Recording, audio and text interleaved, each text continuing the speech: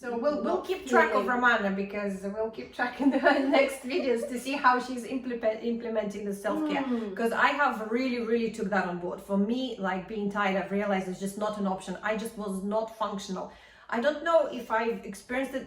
I don't know whether it feels so horrible or I have a low tolerance level. I'm not sure what forced me and took me to really give it to myself, give that rest to myself, because I've just realized that I genuinely would just go to a collapse point. Like there was no way of me even bearing it. There was no way of me working through it like you are. This is what I'm saying. I don't understand how you've managed for so long with so little sleep and constant disturbances and constant, and not doing the sleep training, so her daughter would come in the middle of the night or whatever and wake them up. Like for me, it's unimaginable. We had a small period of time once Gregory started getting out of his crib, and so that I had that a week to 2 weeks, no, probably 2 weeks, which was a nightmare. It reminded me of how horrible this is, because we had to kind of readjust. We had to change his bed so that he can climb in now, so he doesn't have to go over. Everything. So it's adjusted basically and lower it for him.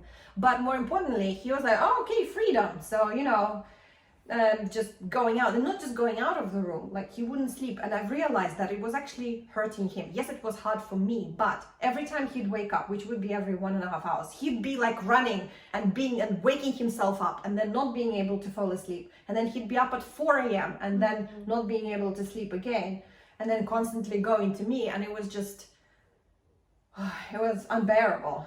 And so we again went back to sleep training to resolve and find solutions for his more age appropriate options at that stage.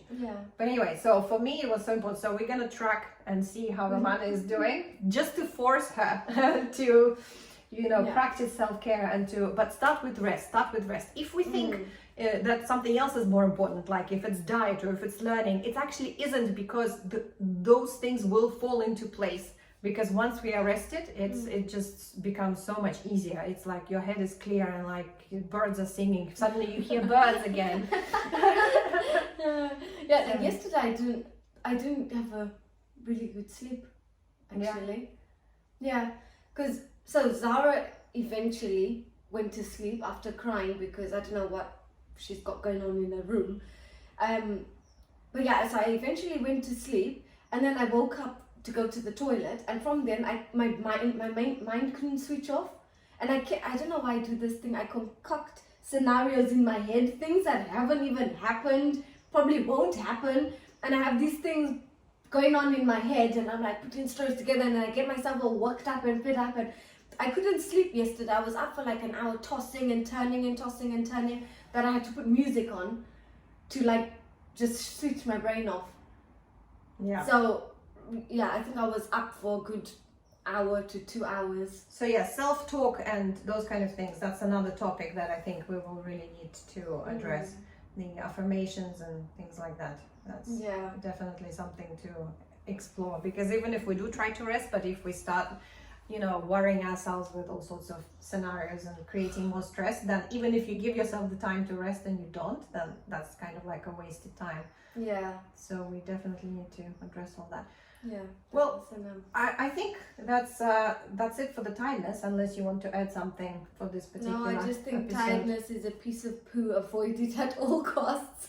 Doesn't help. She says she still does it to herself. So no, but it's definitely better. Because now they sleep through the night. I think only with Zara, because she's not in nappies.